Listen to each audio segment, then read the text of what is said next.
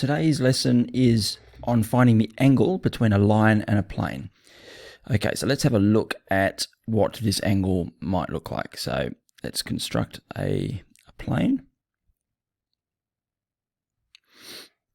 Okay, and then through that plane emerges some line.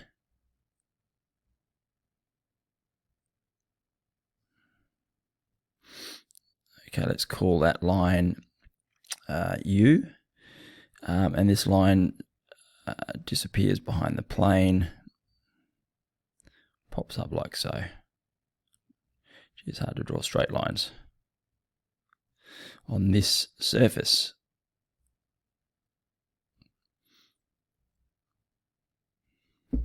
Okay, something like this. So it pops through the plane here. Okay, so what we're looking for is the angle that's made here between the plane and the line N. So we've probably got a situation here where this pink line is our normal vector. That's our normal vector.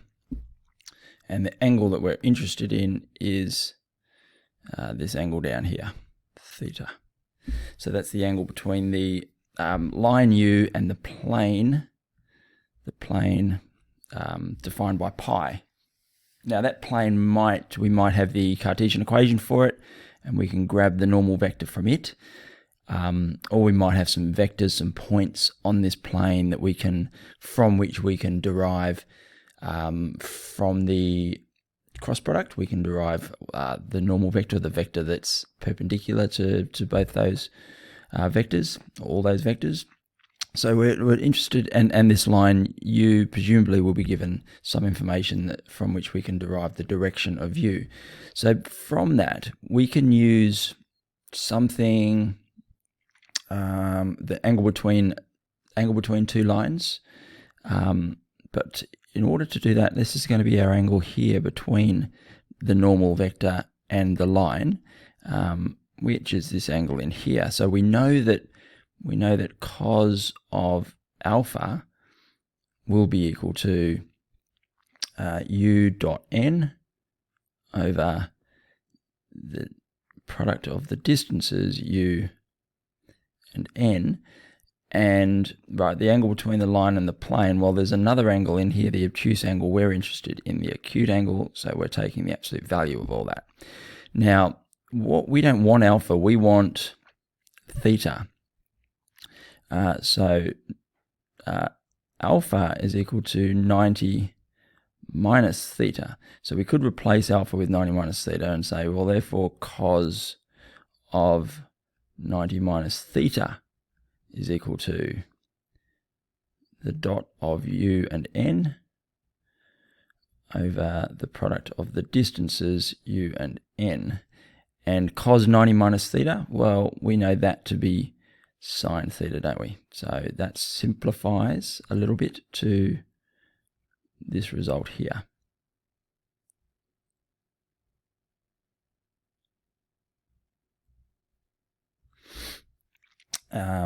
And therefore theta equals arcsine.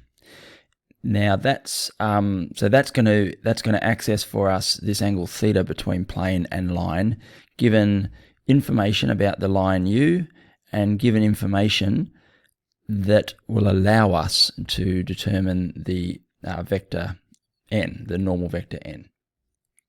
So let's have a look at an example and see how this works.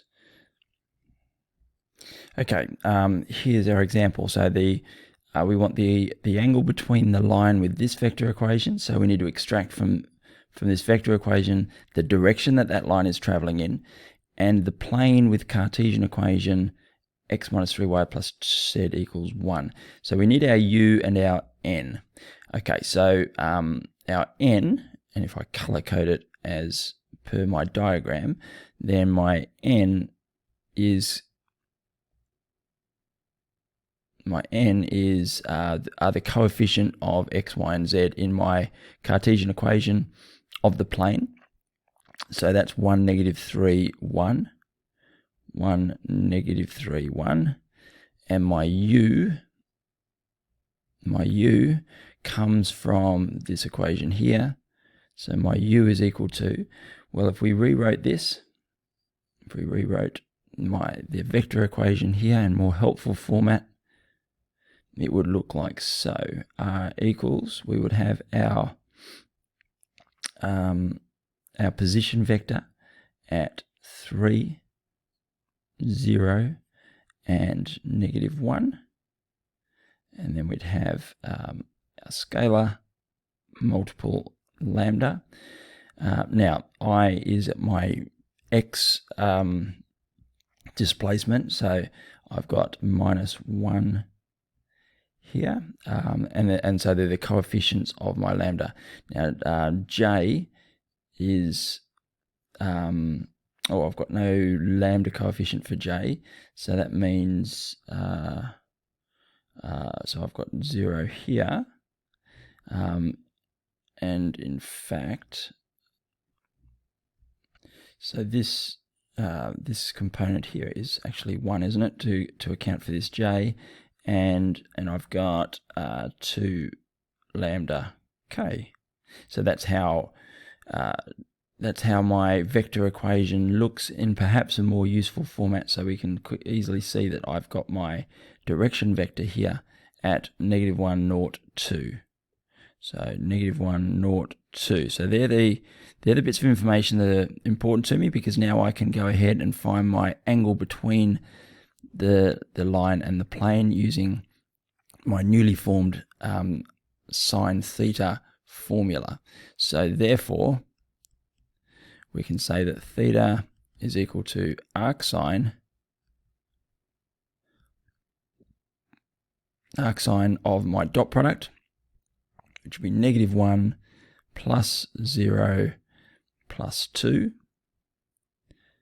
And that's over. And this is the absolute value of all this, but I can see I've already got my positive up top here. My denominator are distances, so I'm not going to be, I'm never going to get a negative under here, so I can drop the negative, so the absolute values now. So I've got 1, 10, 11, square root 11 by 1, 4, so square root 5. So therefore, that's equal to the arcsine of 1 over the square root of 55. And that gives us an angle, a small angle of 7.75 degrees to 3 significant figures. Okay, so an extension of something we already know, and that is how to find the angle between two lines. One of the most important results that we've established in this vector unit, because it allows us to find the angle between two planes. Angle between a plane and a line. Again, by finding our normal vector, and you've already seen plenty of evidence that this normal vector plays a big part in establishing some facts about and establishing some properties around the interaction of planes and lines. And we're going to find out in a moment about the angle between two planes and how we use, again, normal vectors to help us find that angle. But before we get to that, I think it would be a good thing to go and do exercise 11.0 and just do the first two questions, because you will get some practice at finding the angle between a line and a plane. Then come back and we'll have a look at the other questions. In fact, I might put another video together for that. So go to the second video for this lesson, and that will tackle the angle between two planes.